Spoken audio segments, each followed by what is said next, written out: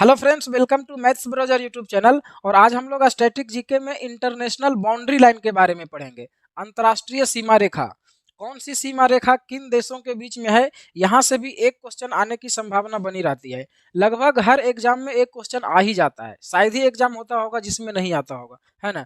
तो जितने भी इंपॉर्टेंट बाउंड्री लाइन है उन सभी के बारे में आज हम लोग पढ़ेंगे। तो आइए शुरू करते हैं। इसके पहले अगर आप चैनल पर नए हैं तो सब्सक्राइब करके नोटिफिकेशन बेल को ऑन कर लें ताकि ऐसे ही वीडियो आपको डेली मिलता रहे। तो सबसे पहला बाउंड्री लाइन है मैकमोहन रेखा, जो कि बहुत ही इंपॉर्टेंट है। कितना बार एग्जाम में पूछा जाता है पता नहीं, है ना। तो मैकमोहन रेखा जो है ये भारत और चीन के बीच में है और ये 1914 ईस्वी में शिमला समझौता के तहत बनाया गया था। भारत और चीन के बीच में 1914 ईस्वी में सीमा विवाद को लेकर के एक बैठक हुआ था और उस बैठक के अध्यक्ष मैकमोहन नाम के एक व्यक्ति थे और उन्हीं के नाम पर इस लाइन का नाम मैकमोहन रेखा रख दिया गया। तो इसका निर्माण कब हुआ था? 1914 ईस्वी में शिमला समझौता के तहत। और इस रेखा की लंबाई 1120 किलोमीटर है। ठीक है, तो ये भी पूछा जाता है मैकमोहन रेखा की लंबाई कितना है? 1120 किलोमीटर। उसके बाद अगला लाइन है LAC, line of actual control, जिसको हिंदी में नियंत्रण रेखा कहते हैं। और ये भी भारत और चीन के बीच में ही है। और इस रेखा का निर्माण तब हुआ था जब 1962 ईस्वी में भारत और चीन के बीच युद्ध जो है वो समाप्त हुआ था। जिस समय युद्ध समाप्त हुआ था तो एक तरफ चीन की सेना खड़ी थी और एक तरफ भारत की सेना खड़ी थी और बीच में ही एक लाइन बना दिया गया, उसी को कहते हैं लाइन ऑफ एक्चुअल कंट्रोल, जो कि बहुत ही बड़ी लाइन है। इसकी लंबाई लगभग 5000 किलोमीटर से भी ज़्यादा है। और ये लाइन वहाँ पर है जहाँ से भारत का कश्मीर और चीन का कश्मीर अलग होता है। भारत का जो कश्मीर है और कुछ कश्मीर का क्षेत्र जो है चाइना के हिस्सा में है, तो वो दोनों जहाँ पर अलग होता है वहीं पर इस लाइन को खींचा गया है। ठीक है, इसके बाद अगला है रेड क्लिफ रेखा। और रेड क्लिफ रेखा जो है भारत और पाकिस्तान के बीच में है और ये भी बहुत ही इंपॉर्टेंट है, एग्जाम के लिए बार बार पूछा जाता है। तो रेड क्लिफ रेखा भारत और पाकिस्तान के बीच में है, जिसकी लंबाई 3323 किलोमीटर है। और इसका निर्माण कब हुआ था? तो जब भारत आज़ाद हुआ था 15 अगस्त 1947 ईस्वी को, उसके 2 दिन बाद मतलब 17 अगस्त 1947 ईस्वी को सीमा को लेकर के एक बैठक हुआ था भारत और पाकिस्तान के बीच में और उसके अध्यक्ष थे सर रेडक्लिफ। और रेडक्लिफ नाम के व्यक्ति उस बैठक के अध्यक्ष थे और उन्हीं के नाम पर इस लाइन का नाम रेडक्लिफ रेखा रख दिया गया। तो इसका निर्माण कब हुआ? 17 अगस्त 1947 ईस्वी को और इसकी लंबाई 3323 किलोमीटर है। और ये जो रेड क्लिफ रेखा है ये भारत और बांग्लादेश के बीच में भी है।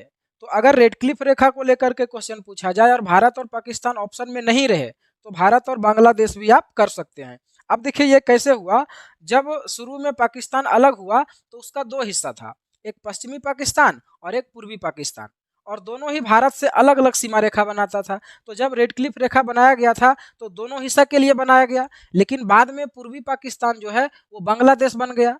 तो वो रेखा कहाँ चला गया? बांग्लादेश और भारत के बीच में, और एक रेखा रह गया भारत और पाकिस्तान के बीच में। तो इस तरह से रेड क्लिफ रेखा भारत और बांग्लादेश के बीच में भी है और भारत और पाकिस्तान के बीच में भी है। ठीक है, इसके बाद अगला है LOC, लाइन ऑफ कंट्रोल, और इसको भी कहते हैं नियंत्रण रेखा। एक था LAC, उसको भी नियंत्रण रेखा कहते हैं जो भारत और चीन के बीच में था, और LOC को भी नियंत्रण रेखा कहते हैं। ठीक है, और ये भारत और पाकिस्तान के बीच में है। और जिस तरह से जो LAC था वो कश्मीर वाले क्षेत्र में था, जो भारत का कश्मीर का क्षेत्र है और चाइना का कश्मीर का क्षेत्र है, उन दोनों के बीच में LAC था। उसी प्रकार LOC जो है वो भारत का जो कश्मीर का क्षेत्र है और पाकिस्तान का जो कश्मीर का क्षेत्र है, उन दोनों के बीच में LOC है। और इसका निर्माण किया गया जब भारत और पाकिस्तान के बीच में युद्ध हुआ था और युद्ध के समाप्ति के बाद सीमा को लेकर के एक बैठक हुआ था। तो 1972 ईस्वी में एक समझौता हुआ था जिसको शिमला समझौता कहते हैं, उसी के तहत इस लाइन को बनाया गया। देखिए जो मैकमोहन रेखा था उसको भी शिमला समझौता के तहत बनाया गया था, लेकिन वो 1914 का शिमला समझौता था और यहाँ पर 1972 का शिमला समझौता है। ठीक है, तो डिफरेंट को याद रखना है। अगला लाइन है डुरंड रेखा, जो अभी पाकिस्तान और अफगानिस्तान के बीच में है। अब देखिए इसका निर्माण 1893 में हुआ था और उस समय जो पाकिस्तान था वो इंडिया का हिस्सा था।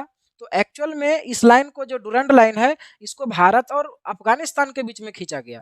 लेकिन जब पाकिस्तान अलग हो गया तो डूरंड लाइन तरफ वाला जो एरिया भारत का था वो पाकिस्तान बन गया, इसीलिए अभी वो लाइन अफगानिस्तान और पाकिस्तान के बीच में कहलाता है, लेकिन एक्चुअल में उसको बनाया गया था अफगानिस्तान और भारत के बीच में। लेकिन अभी भी डूरंड लाइन का थोड़ा सा हिस्सा लगभग 106 किलोमीटर अफगानिस्तान और भारत के साथ मिला हुआ है, लेकिन उसको मुख्य रूप से अफगानिस्तान और पाकिस्तान के बीच में ही माना जाता है। तो आपको ये सब कुछ भी नहीं याद रखना है, आपको केवल ये याद रखना है कि कौन सा लाइन किन दो देशों के बीच में है। तो इसी तरह से कई और इंटरनेशनल बाउंड्री है इंपॉर्टेंट जहां से क्वेश्चन आता है, तो उसको आपको याद रखना है। जैसे 49वीं समानांतर रेखा 49th पैरेलल लाइन, ये है अमेरिका और कनाडा के बीच में, है ना। फिर है 38वीं समानांतर रेखा, ये है उत्तर कोरिया और दक्षिण कोरिया के बीच में। हिंडनबर्ग रेखा, ये है जर्मनी और पोलैंड के बीच में। उसी प्रकार से ऑर्डर नेसी रेखा, ये भी जर्मनी और पोलैंड के बीच में है। हिंडनबर्ग रेखा और ऑर्डर नेसी रेखा, ये दोनों ही जर्मनी और पोलैंड के बीच में है, ठीक है। उसके बाद देखिए 3 लाइन है जो जर्मनी और फ्रांस के बीच में है, मैगिनॉट रेखा, सिगफ्रीड रेखा और मैजिनो रेखा।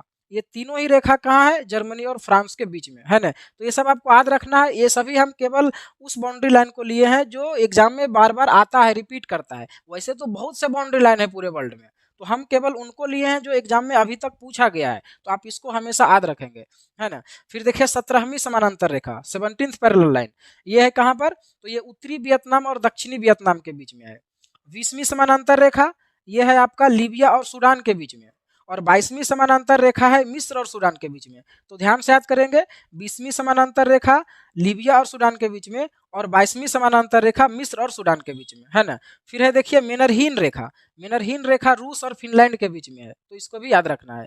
और एक है 31वीं समानांतर रेखा 31 पैरेलल लाइन, तो ये है आपका इराक और ईरान के बीच में। तो ये देखिए बहुत आसानी से याद हो जाएगा। 31 इराक ईरान दोनों में ई से शुरू हो रहा है, और 31 भी ई से शुरू होता है। 31 और इराक और ईरान, तो याद हो गया, है ना। उसके बाद एक लास्ट है ब्लू लाइन। ब्लू लाइन जो है ये इजराइल और लेबनान के बीच में है। तो इतने बाउंड्री अगर आप याद रखेंगे तो मुझे नहीं लगता है कि इसके बाहर से क्वेश्चन आएगा। अभी तक इसी से क्वेश्चन रिपीट हुए हैं, कभी ये कभी वो, ठीक है। तो आप इसको अच्छे से याद रखेंगे। फिर नेक्स्ट वीडियो में हम कोई और टॉपिक के बारे में बात करेंगे।